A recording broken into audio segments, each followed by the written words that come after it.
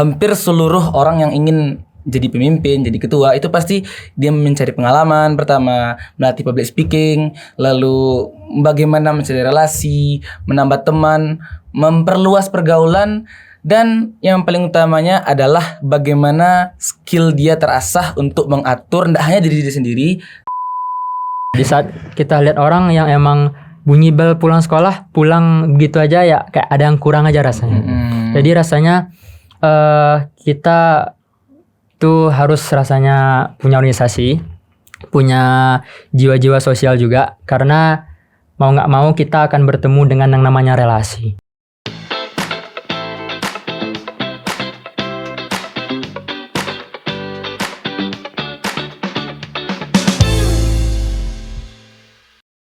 Assalamualaikum warahmatullahi wabarakatuh. Kembali lagi semuanya di Santris POV. Baiklah, hari ini kita ada hal aneh dan spesial. Mungkin pemirsa di rumah merasa heran. Dari sekian banyaknya episode Santris POV, ada hal yang janggal. Betul, kejanggalan kali ini adalah hostnya adalah laki-laki. Perkenalkan semuanya. Assalamualaikum warahmatullahi wabarakatuh. Nama saya Ahmad Fadil. Saya berasal dari kelas 6 Agama 2. Dan di samping saya adalah perkenalkan saya Fatir Aulia Rahman dari kelas 6 Agama 1. Sebelumnya saya menjadi narasumber dan sekarang saya menjadi host dari tamu spesial kita pada episode kali ini. Fun fact, sebenarnya kami berdua adalah orang yang selalu di belakang kamera selama ini. Dan alhamdulillah hari ini kami mendapat kesempatan untuk menjadi orang yang di depan kamera. Jadi untuk episode kali ini adalah episode yang sangat spesial karena kita mengundang orang yang sangat tidak terduga lah bagi kita ya. Ini adalah kesempatan keduanya. Kali kedua kita dikunjunginya lagi oleh mereka. Jadi perkenalkan lagi, kita kedatangan dua tamu spesial dari pesantren Arisalah yang kebetulan sebagai ketua dari BSR dan ketua dari MPS. Silakan perkenalkan dirinya. Assalamualaikum warahmatullahi wabarakatuh. Kenalin, nama saya Muhammad Arif Sultani, biasa dipanggil Arif. Alhamdulillah di perguruan Islam Arisalah itu diamanahkan menjadi presiden Badan Eksekutif Siswa Arisalah. Kalau di Parabe mungkin itu namanya IPST, kalau di SMA luar kayak OSIS lah. Alhamdulillah menjabat sejak November 2023 dan akan tamat di November 2024 nanti. Oke, baik. Bismillahirrahmanirrahim. Assalamualaikum warahmatullahi wabarakatuh. Waalaikumsalam warahmatullahi wabarakatuh. Perkenalkan teman-teman semua, nama saya Adam Zamsi. Dan pada tahun ini, kabinet ini saya diamanahkan di Arisalah sebagai Ketua Majelis Permusyawaratan Siswa atau MPS masa bakti jabatan 2023-2024. MPS sendiri merupakan organisasi utama kedua yang resmi dari Salah setelah BSR tadi. Jadi BSR kurang lebih sama seperti IPST di Parabe atau OSIS di sekolah luar. Kalau MPS sendiri merupakan MPK yang berada di sekolah luar lah. Tibanya kalau MPK dipilih berdasarkan kepengurusan kelas, struktur kelas, baik itu ketua kelas, sekretaris kelas maupun bendahara kelas. Tapi kalau MPS sendiri bebas, nggak hanya harus dari struktur kelas, tapi juga boleh dari siswa-siswa lain yang non dari struktur kelas. Gitu. Jadi kalau di dekat Arisalah ada perwakilan dari organisasinya langsung dan juga ada perwakilan dari kelas-kelasnya. Betul. Jadi ini yang paling atas ya dari kedua organisasi. Ya. Ini apa kepalanya? Kepala dari semuanya. DPH. Sama kalau di sini kan namanya BPH ya. Badan Pengurus Harian. Kalau di sini Dewan Pengurus Harian. Oke lah, kita langsung saja. Ini topik pertama nih sangat panas lah kayaknya. Karena ini hal unik ini. Jarang-jarang petir menyambar di tempat yang sama. Jadi ini ada pertanyaan nih. Kan seingat Ana ya, tahun lalu Arisalah udah datang juga. Iya. Di 2023. 2023 seingat. Tapi itu yang cewek ya? Iya. Terus sekarang yang laki-laki datang. Emangnya kenapa sih masih pengen juga datang ke pesantren ini di Parabe ini? Oke, baik. Jujur kalau untuk saya pribadi itu baru tahu sekarang. Kalau sebenarnya tahun kemarin udah dari Arisalah datang, tapi yang datang itu dari pihak best putrinya, dari putri bukan dari yang putra. Mengapa kami pilih Parabe lagi? Sebenarnya ada beberapa destinasi lain, tapi memang dari segi kita kan sama-sama pesantren, sama-sama boarding school juga, asrama, dan juga ada beberapa pertimbangan sebenarnya. Pertama, karena kami tahu di sini gabung antara putra dengan putri, jadi kami melihat sigma atau pandangan lain apabila mungkin suatu organisasi digabungkan antara putra dan putrinya. Apalagi di pesantren ya kan. Betul. Dan alhamdulillahnya setelah tadi kami sampai, sebenarnya jujur saya pribadi dan teman-teman lain nggak expect bakal disambut dengan semeriah itu. Disambut Iya, Bang iya, Teguh. betul. Rasa pejabat. Rasanya memang kayaknya persiapannya berapa lama itu? Sebulan kah? Spontan aja tadi. Seminggu. Kami udah ada persiapan setiap organisasi, udah dikabarkan seminggu. Oh gitu. Oh ya, ini kok bisa baru tahu pula? Padahal ini udah kedua kali kok baru tahu, ada sebelumnya udah pernah. Ya soalnya kalau kira-kira kan Besar Putra sama Besar Putri kan pisah. Ya kadang kami informasi dari Putri ya nggak terlalu tahu, dari Putra juga Putri nggak terlalu tahu gitu. Soalnya kalau dari Salah kan, kalau misalkan di PST kan gabung tuh santri putra santri putrinya dalam satu organisasi. Kalau di Hari Salah sendiri organisasi siswanya Besar Putra sama Besar Putrinya pisah dan memiliki satu presiden, satu ketua MPS, satu ketua MPS. Ya itu FYI juga. Jadi untuk informasi mungkin nggak terlalu berkaitan kami, makanya saya baru tahu. Oh, jadi emang Berarti susah ya hubungannya. Iya. Antara Besar Putra dengan Putri itu emang nggak ada informasi tukar. Emang komunikasi putra putri ya lewat pembina aja, lewat ustadz. Soalnya karena kan kalau dari Salah kan sistem putra putrinya emang terbatas, sangat Bukan terbatas. kan mungkin organisasi, tapi melainkan komplek dari asrama ya kami udah pisah. Kalau di sini kan para B masih gabung ya. Masih dekat. digabung, jaraknya Dekat. masih dekat gitu. Nah, sekarang kan sobat santri semua, kita mengundang Arif sebagai presidennya Besar dan Adam itu sebagai ketua MPS. Nah, saya ingin nanya nih, antara kedua pandangan dua lembaga berbeda sebagai ketua petinggi masing-masing, itu menurut kalian sih manfaat dari organisasi itu apa sih? Dan tujuan kalian masuk organisasi itu apa gitu? Anda lihat Mas. Tujuan kalau kita melihat manfaat dari BSR itu sendiri, kalau hampir seluruh orang yang ingin jadi pemimpin, jadi ketua, itu pasti dia mencari pengalaman pertama, melatih public speaking, lalu bagaimana mencari relasi, menambah teman, memperluas pergaulan, dan yang paling utamanya adalah bagaimana skill dia terasah untuk mengatur tidak hanya diri dia sendiri, tapi anggota. Apalagi kalau BSR itu kan yang diurus kan semua santri dari Salah, dari kelas 12 MA atau kelas 6 di sini sampai kelas 7 SMP. Itu semua santri diurus dari ibadahnya, dari kedisiplinannya, bahasanya, acara-acaranya. Di sanalah skill kita terasah, bagaimana kemampuan kita untuk mengkoordinasi santri, bagaimana skill kita terasah untuk bagaimana santri-santri ini bisa betah, bisa bahagia dari Salah, dan juga tidak hanya sebatas santri juga, bagaimana juga kita sebagai pemimpin tertinggi di BSR juga itu memiliki relasi hubungan dengan sekolah-sekolah luar, bisa interaksi, nambah ilmu dan wawasan. Kalau dari BSR itu, kalau dari MPS? Kalau dari MPS gimana Baik, kira-kira? kalau untuk mengapa harus berorganisasi, mungkin kurang lebih sama seperti Arif. Rata-rata orang yang masuk organisasi agar pertama mungkin public speakingnya, terus ada juga relasi dan beberapa pengalaman lainnya lah. Kalau untuk MPS sendiri, mungkin FYI juga teman-teman Prabe mungkin ada beberapa yang belum tahu. MPS sendiri kan merupakan organisasi kedua nih setelah BSR. Ya. Yang tugasnya memang mengevaluasi internal BSR dan juga MPS. Nah, jadi beberapa orang ingin terus terima saya ya masuk organisasi apalagi MPS, karena menurut saya pribadi, kalau kita sekolah hanya untuk pergi sekolah itu rasanya percuma aja. Agak-agak rugi rasanya. Ya, agak rugi rasanya. Di saat kita lihat orang yang emang bunyi bel pulang sekolah, pulang begitu aja ya kayak ada yang kurang aja rasanya. Jadi rasanya kita tuh harus rasanya punya organisasi, punya jiwa-jiwa sosial juga, karena mau nggak mau kita akan bertemu dengan yang namanya relasi. Iya, relasi itu juga penting sih.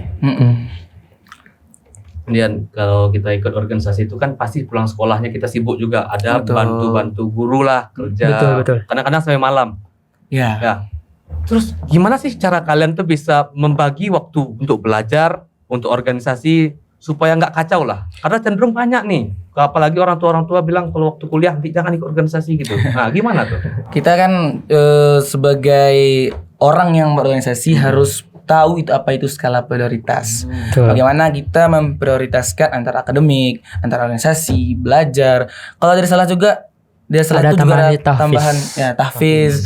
Soalnya kalau dari salah ya, misalnya kita bangun subuh, habis subuh ada tahfiz, habis tahfiz ada persiapan makan mandi agak sejam lebih kurang 45 menit, lalu nanti sekolah sampai jam 4 sore, habis jam 4 sore nanti juga ada eskul sampai jam 6 kurang seperempat, jam 6 kurang seperempat baru makan mandi, lalu nanti maghrib sampai acara nanti agenda malam itu sampai setengah 9. Nah, di situ bagaimana cara kita membagi waktu? Cara membagi waktunya ya tentukan apa prioritas pertama kita. Kalau misalkan karena kalau dari salah itu organisasi ini berkaitan dengan tahfiz dan akademik. Orang yang akademik dan tahfiznya kurang itu agak susah untuk organisasi. Kadang susah membatasi. Nah, di sanalah kita pandai-pandai mengatur waktu. Kadang juga ada suatu misalkan nih kita punya waktu luang malam dari setengah 9 sampai jam setengah 11 itu waktu luang kami 2 jam itu waktu luang tuh kami nggak ada agenda, tapi terkadang Ustadz meminta kami membantu atau memanage sebuah event perguruan yang notabene-nya semua siswa salah ikut dan kami ikut terlibat di sana. Tapi di sanalah letak skill manajemen waktu kita itu dilatih, disitulah. Jadi yang paling penting kalau kita organisasi itu harus sadar diri ya. Sadar diri.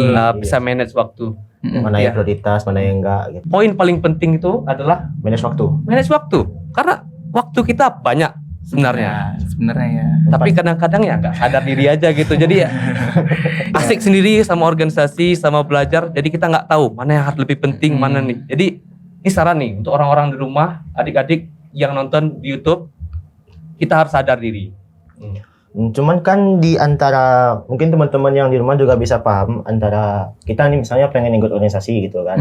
Hanya saja mungkin terkendala di beberapa orang tua wali santri itu yang mengatakan misalnya kamu jangan ikut organisasi lah gitu. Nanti takut nilainya turun, nanti malah sibuk sendiri, pelajarannya nggak becus gitu kan. Nah itu kalau pendapat kalian gimana tentang saya itu kan stereotip antara orang tua gitu. Mungkin pastinya ada beberapa orang tua yang berkata seperti itu, berpikiran seperti itu.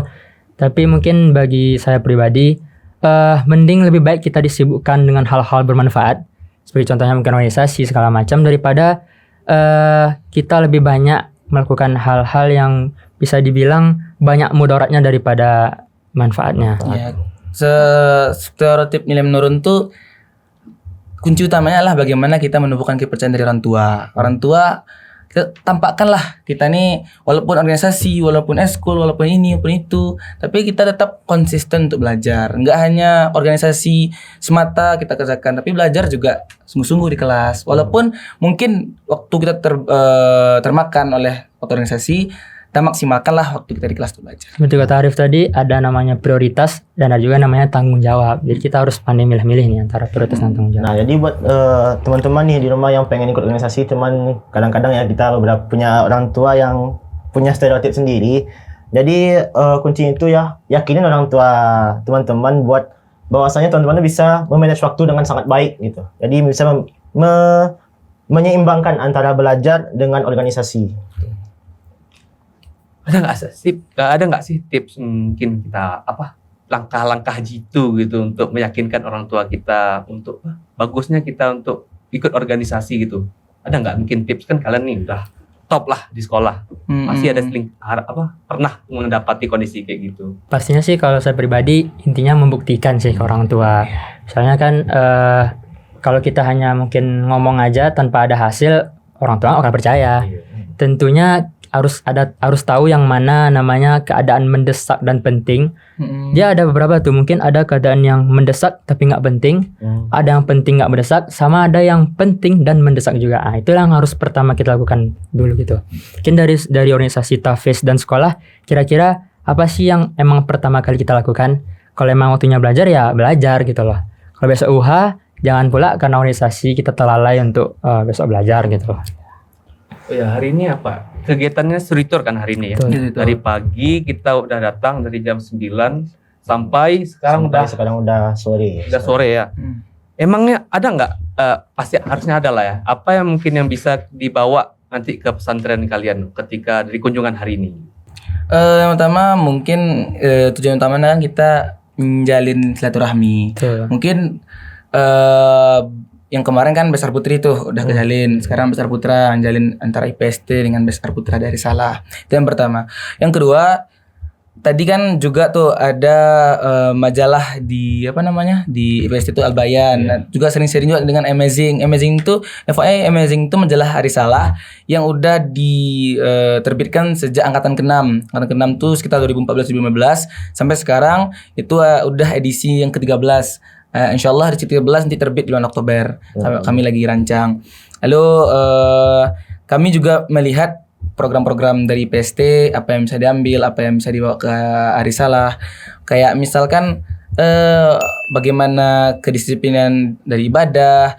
Juga tadi kawan-kawan kan juga nanya bukan nanya sih, kayak menanggapi, melihat secara detail apa sih program-program IPST. Mungkin di sana nanti ketika kami rapat presidium, rapat antara menteri sama ke DPH, nanti kami membahas tuh apa sih yang terdapat nanti di Parabe, lalu nanti mereka mencatat, lalu disitulah kami nanti mungkin ada inovasi atau program tambahan. Jujur di PST sendiri menurut saya pribadi punya organisasi khusus kecil spesifik tersendiri ya. Iya. Contohnya mungkin ada Volisa, ada KR, Science Club, dan juga Soskop. Big R. Menurut saya itu merupakan cara jitu yang bagus juga karena biar lebih terfokus ke satu hal gitu loh. Takutnya kan kalau seandainya IPST yang ngehandle semua tanpa ada organisasi kecil lagi kan takutnya terbaginya terlalu banyak nih. Nah, makanya tadi pas saya lihat masing-masing organisasi itu punya ketua-ketua masing-masing, sekretaris masing-masing juga kan. Iya. Jadi lebih teratur dan mungkin bisa kami bincangkan dan bisa kami bawa ke Hari Salah mungkin. Setidaknya ada manfaat yang bisa kita buat masing-masing. Iya. Nah, setelah tadi kita ada pengenalan masing-masing organisasi antara BSR dengan IPST dan juga organisasi TUR ya tadi Ya. dari Strasbourg, kira-kira antara Parabe dengan Hari Salah tuh ada kerjasama nggak yang bisa kita jalin gitu? Sebenarnya dengan kita melihat tadi kerjasama pengenalan program kerja dari BSR, dari IPST, sebetulnya ya kami tadi udah ada yang nyatat, ada yang nanggapin. Mungkin kami rapatin dulu, nanti kita komunikasi lagi lebih jauh. Soalnya kan merancang suatu program kan tidak bisa tiba-tiba, Iya, pasti ada harus, pertimbangan dan juga ada kayak kita nyari datanya, nyari faktanya, apakah ini baik untuk kita apa enggak.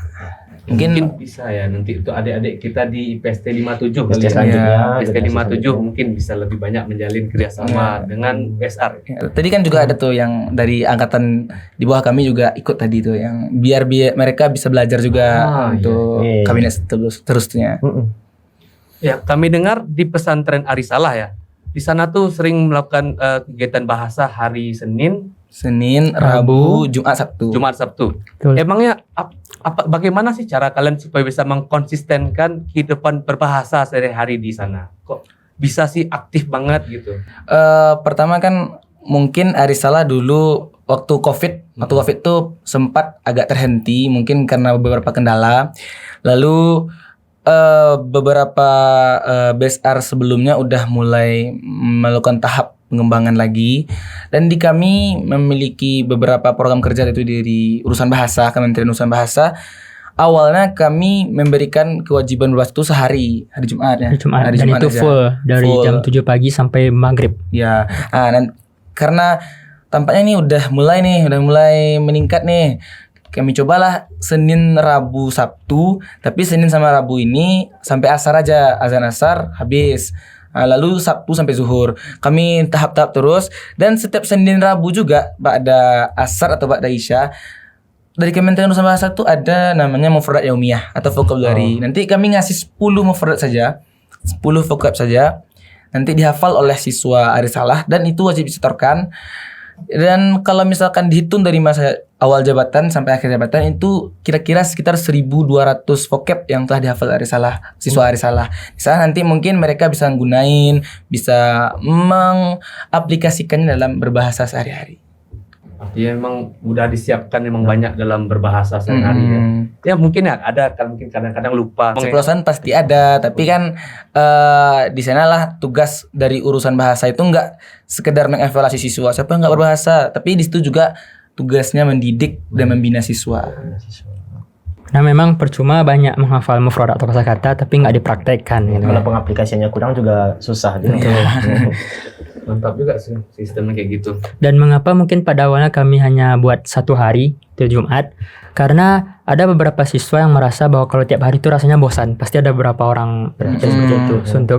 Jadi pertama mungkin 1 hari biar orang rasa oke lah di hari ini kayaknya kita harus optimal nih karena kan cuma 1 hari aja.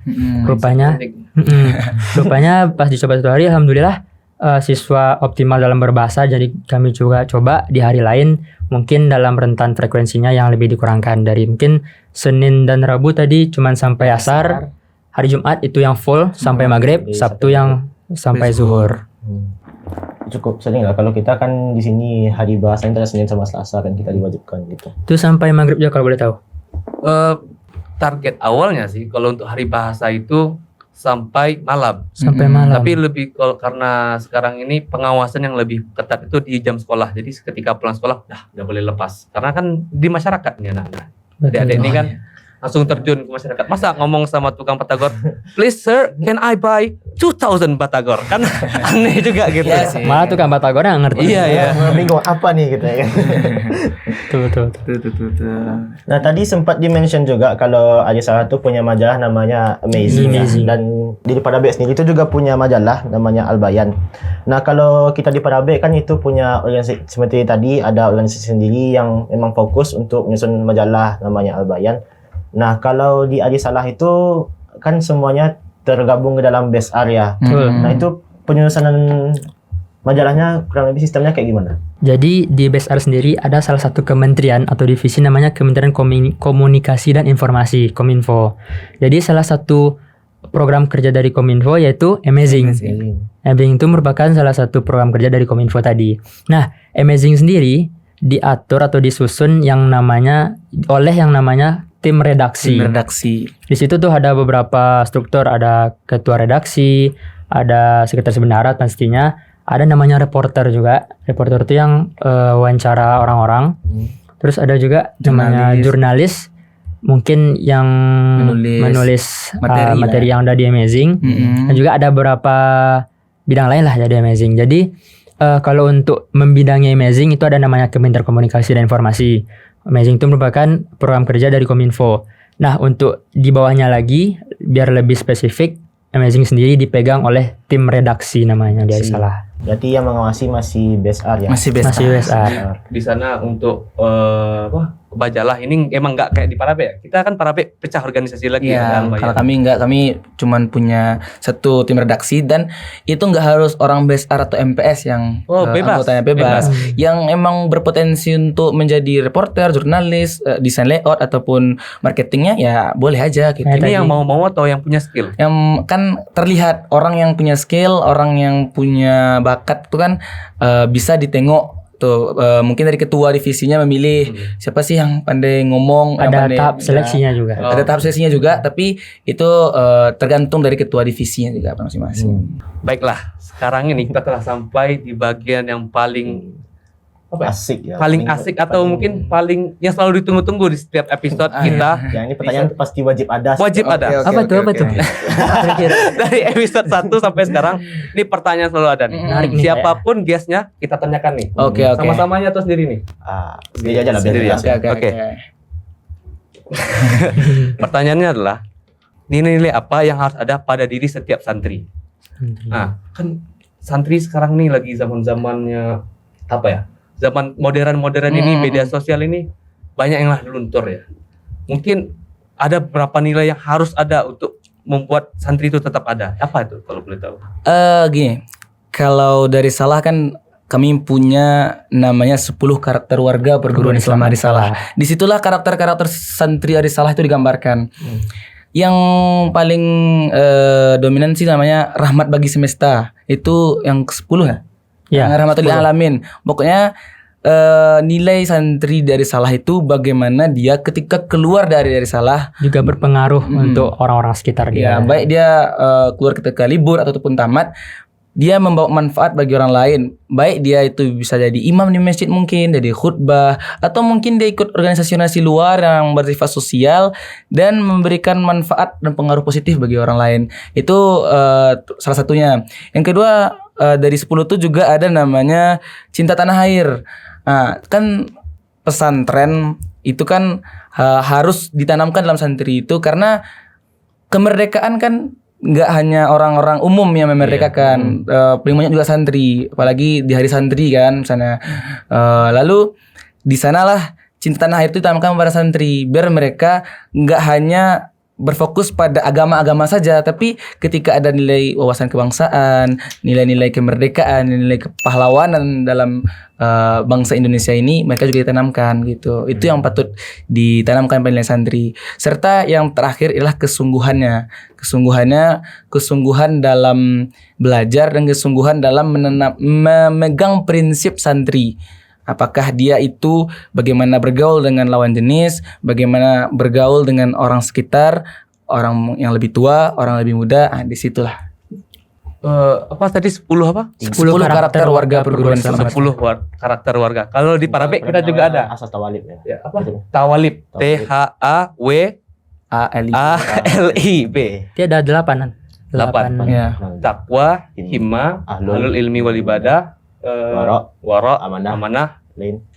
istiqomah birun. Oke. Nah, itu kami juga ada diringkas jadi tawalib ya. Di Bang tadi ada spanduk. Iya, besar tawalib. Lah, kita mungkin Boleh tambah sedikit enggak? boleh. Jadi kan kalau Arif ada 3 tuh tadi. Kalau saya ada tambahan 2 lagi mungkin yang rasanya penting. Yang pertama itu mandiri. Pastinya bagi setiap santri. Karena FYI juga saya dulu pas SMP-nya nggak pesantren. Jadi saya dulu sekolah negeri. Emang iya SMP negeri. SMA-nya baru dimasukkan sama orang tua ke pesantren. Nah, mengapa jiwa mandiri wajib ada di santri? Karena memang di asrama itu kan ribet ya. Maksudnya itu problematikanya sangat kompleks lah. Dari kita bangun tidur hingga kita tidur lagi ya memang apa-apa kita lakukan sendiri. Disitulah rasanya setiap santri harus punya jiwa-jiwa mandiri. Karena memang gimana cara kita tanpa bergantung pada orang lain, tanpa juga menghilangkan rasa sosial kita. Yang kedua ada namanya mampu beradaptasi lah menurut saya pribadi. Karena di pesantren juga atau di asrama-asrama bagi santri, bagaimana cara kita dapat memahami kepribadian kawan, kepribadian guru-guru dan segala macam lah. Yang mana pasti berbeda dengan kepribadian kita sendiri. Betul. Berarti sebagai penonton tadi ada 5 yang menurut tamu kita hari ini teman-teman, itu ada mandiri, bisa beradaptasi, terus bersungguh-sungguh dalam belajar. Habis itu yang keempat, cinta tanah air dan rahmat bagi semesta. Semesta ini kayak bisa terjun ke masyarakat. Betul. Baiklah, kita kayaknya udah sampai di akhir sesi podcast kita pada hari ini. Udah cukup lama lah. Udah selesai nih. Udah. Nanti kalau kita tambah lagi, nanti live streaming aja biar bisa panjang. Takutnya di YouTube susah pula diedit karena terlalu panjang, langsung live streaming gitu. Lah, mungkin sekian yang bisa kita sampaikan. Kami sampaikan hari ini di Santris POV. Untuk kesempatan kali ini ya, teman-teman semuanya. Jadi setidaknya pada pembahasan diskusi kita ini kita dapat manfaat yang bisa kita terapkan semoga dalam kehidupan kita sehari-hari. Amin. Oke, terima kasih banyak kepada Adam sama Arif sudah hadir hari ini di acara kita di podcast Santris POV. Semoga kita bisa bertemu lagi masa depan. Mungkin waktu kita udah tamat sekolah, ketemu di podcast lagi ketika ada sukses ya. Amin. Antum berdua agama ya? Ya, kami udah pas. Anak agama juga. Entah kita ketemu nanti di kampusan. Amin. Sendiri nih IPA berarti. Pada berarti targetnya lanjut kemana nih? Maunya. Targetnya Ambil seni sih rencana kuliahnya. Oh, linjur berarti. Linjur. Kalau Petir? sama sih linjur juga, walaupun jurusan agama pengennya masuk ke teknik rencana. Oh gitu. Insya Allah ya, ilmu agama tuh di hati. Jadi kita di kampus nanti karena kita anak agama basicnya, semoga aja tahan dari godaan-godaan itu. Harus balance berarti ya. Balance. Betul. Oke, mungkin sekian video kita pada hari ini. Oke. Terima kasih banyak semuanya sudah menonton sampai sejauh ini. Like jika suka konten kita, komen, dan jangan lupa subscribe. Sampai berjumpa lagi di video selanjutnya. See ya.